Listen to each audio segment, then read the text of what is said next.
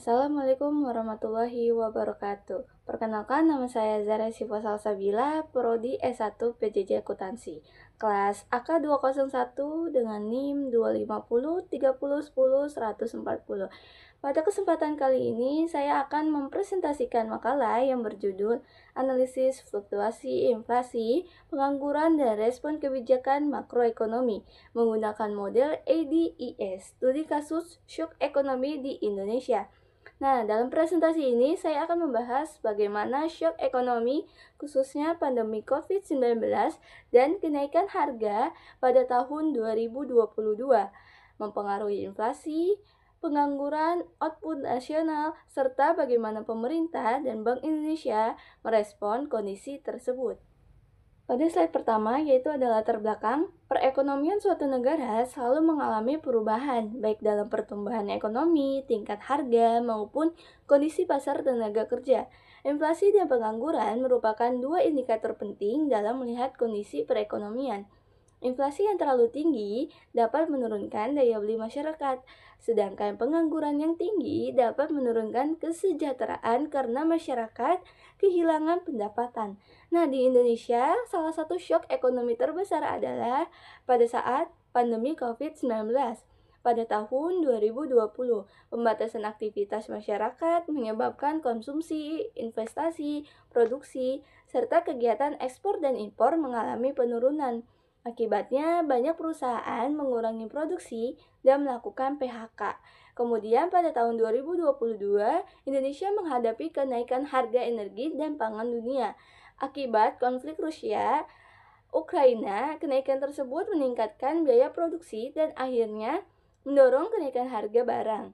Selanjutnya adalah konsep dasar model ADIS. Aggregate Demand atau AD adalah keseluruhan permintaan barang dan jasa dalam suatu negara. AD terdiri dari konsumsi rumah tangga, investasi, pengeluaran pemerintah, dan ekspor neto. Nah, secara sederhananya, rumusnya adalah AD sama dengan C ditambah I ditambah G ditambah X dikurangi dengan M. Sementara itu, Aggregate Supply atau IS adalah jumlah barang dan jasa yang mampu diproduksi oleh perusahaan pada berbagai tingkat harga. IS dipengaruhi oleh beberapa faktor seperti harga bahan baku, upah tenaga kerja, teknologi, produktivitas, harga energi, pajak, dan nilai tukar. Jadi, model ADIS membantu kita melihat bagaimana perubahan permintaan dan penawaran mempengaruhi harga, output nasional, dan kesempatan kerja. Lalu ada syok ekonomi Indonesia. Dalam studi kasus, ini terdapat dua kondisi utama. Pertama adalah pandemi COVID-19. Ketika pandemi terjadi, masyarakat mengurangi konsumsi karena pendapatan menurun dan mobilitas dibatasi. Perusahaan juga mengurangi investasi karena adanya ketidakpastian ekonomi. Akibatnya, aggregate demand atau AD bergeser ke kiri. Produksi nasional menurun, pendapatan masyarakat menurun, dan pengangguran meningkat. Kedua adalah kenaikan harga BBM dan energi pada tahun 2022. Kenaikan harga energi menyebabkan biaya produksi perusahaan meningkat. Dalam kondisi ini, kurva Aggregate Supply atau IS bergeser ke kiri. Akibatnya, harga barang meningkat, sementara produksi nasional menurun. Nah, kondisi ini merupakan contoh cost-push inflation. Selanjutnya ada data inflasi dan pengangguran. Berdasarkan data dalam makalah, pada tahun 2020, inflasi Indonesia berada di angka 1,68%, sedangkan tingkat pengangguran terbuka atau TPT menjadi 7,07%.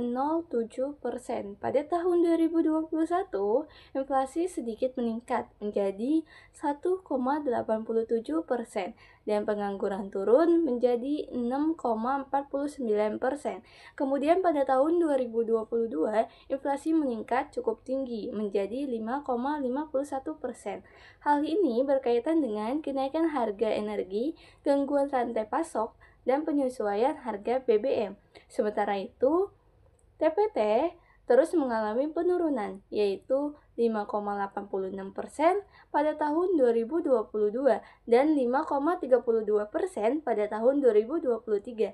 Pada tahun 2023, inflasi kembali turun menjadi 2,61%.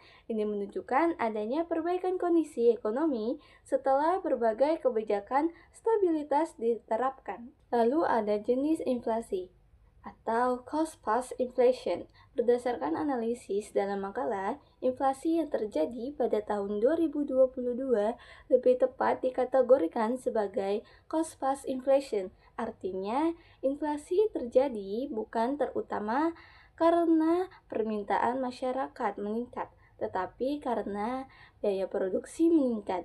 Beberapa penyebabnya adalah kenaikan harga minyak dunia, penyesuaian harga BBM, meningkatnya biaya transportasi, kenaikan harga bahan baku impor, dan gangguan distribusi akibat konflik internasional. Nah, dalam model ADIS, kondisi ini ditunjukkan dengan kurva AS bergeser ke kiri, dampaknya adalah tingkat harga meningkat. Nah, sedangkan output nasional menurun.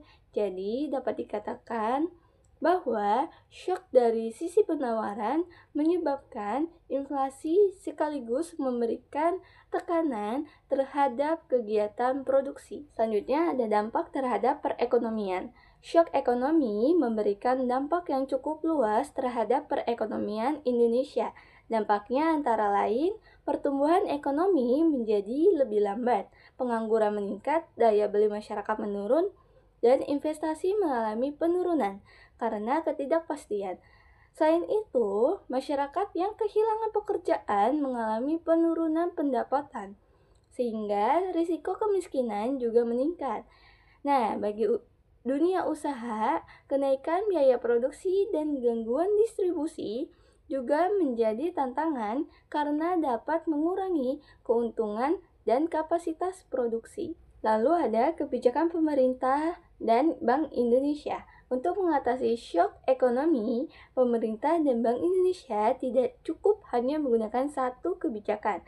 Dibutuhkan kombinasi beberapa kebijakan. Pertama adalah kebijakan moneter. Bank Indonesia dapat menyesuaikan suku bunga untuk mengendalikan inflasi dan mengatur kondisi likuiditas. Stabilitas nilai tukar rupiah juga penting karena pelemahan rupiah dapat meningkatkan biaya barang dan bahan baku impor. Kedua adalah kebijakan fiskal.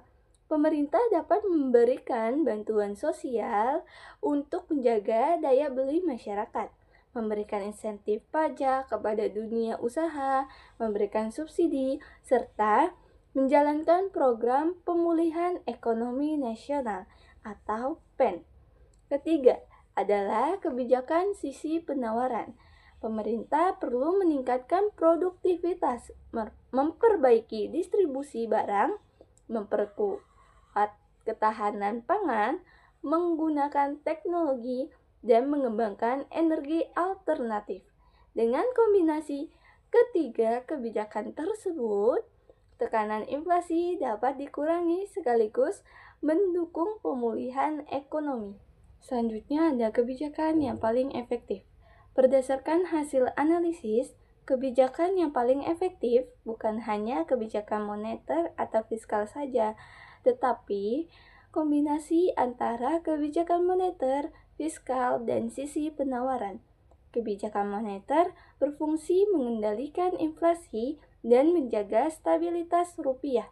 Kebijakan fiskal berfungsi menjaga daya beli masyarakat dan membantu dunia usaha. Sedangkan kebijakan sisi penawaran bertujuan meningkatkan kapasitas produksi sehingga tekanan inflasi dari kenaikan biaya produksi dapat dikurangi. Ketiga, kebijakan tersebut harus dilakukan secara terkoordinasi antara pemerintah dan Bank Indonesia. Lalu yang terakhir ada kesimpulan. Shock ekonomi di Indonesia terutama pada pandemi COVID-19 dan kenaikan harga energi pada tahun 2022 memberikan dampak yang signifikan terhadap inflasi, pengangguran, dan pertumbuhan ekonomi. Pandemi menyebabkan permintaan egrit menurun sehingga produksi melemah dan pengangguran meningkat. Sementara itu, kenaikan harga energi dan bahan baku pada tahun 2022 menyebabkan biaya produksi meningkat, sehingga terjadi cost push inflation. Melalui model AS, kita dapat melihat bahwa perubahan AD dan AS dapat mempengaruhi tingkat harga, output nasional, dan kesempatan kerja. Oleh karena itu, strategi yang paling tepat adalah mengkombinasikan kebijakan moneter, kebijakan fiskal, dan kebijakan sisi penawaran secara terkoordinasi. Demikian presentasi dari saya. Apabila ada kekurangan kata atau salah kata, mohon dimaafkan. Wassalamualaikum warahmatullahi wabarakatuh.